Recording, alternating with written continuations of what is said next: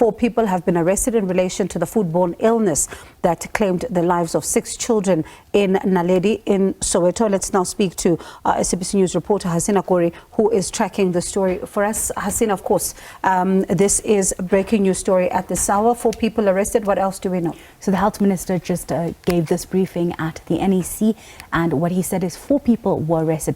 This comes after the deaths of the 6 children. A health inspection was brought forward to try and understand what exactly could be the cause. So they had 80 health inspectors that were joined by members of other divisions such as the border management, agriculture, as well as home affairs. That's 114 officials went through to Naledi to 84 different spaza shops. And when they went in there, they found that a lot of the owners confessed that they were using illegal substances and said that they were bringing it or getting it from a mall in the Johannesburg CBD. They confessed that this was being used, this chemical was being used, within their stores.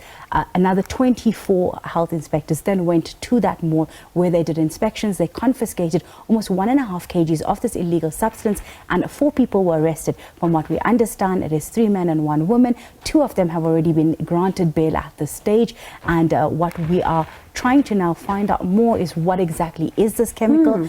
The health minister has erred on the side of not mentioning it at this point, so we don't know. But also what is quite interesting at this stage, police say they were not part of this specific operations that were taking place. We tried to get comment from them, and they're saying they do not have any information at this stage. So this was done by the health department. They spent the last week following the incident coming in with 114 officials going spaza shop to spaza shop to try and find out what is the substance. They could ascertain that this was not a food poisoning incident, that this was a chemical substance that could be the cause of the deaths of the children. And I remember he was actually saying this to us here on the show this week when he was really just presenting to us the extensive work that had been done. And he spoke about this chemical substance and saying that they are going to then be looking and conducting further investigations.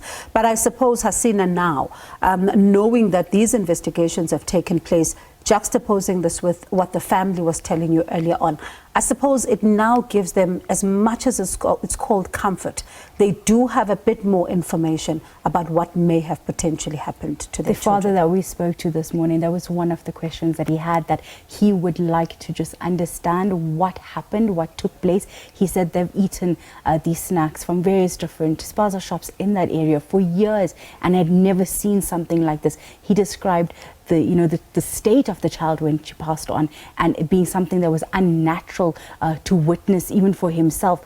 And I think what it also tells us is that the nut joints briefing that was postponed today, one of the reasons was to tell the families, and we're unsure. We're going to try getting hold of them now with this new information to see how they're feeling and whether this gives them any comfort at this point. And hopefully, I think the next question that will come is what's going to happen to ensure we don't have the same thing happen again. And Hasina, I'll leave it to you, because I know, as you say, you are now going to follow different leads, but certainly to hear that there's a chemical substance that is being used, that is illegal, it really does raise a whole lot of concern and a whole lot of eyebrows. So hopefully we catch up again and we see exactly what's going on here. But thank you so much for tracking this one for us. That's my colleague, the SABC News reporter, Hasina Gori.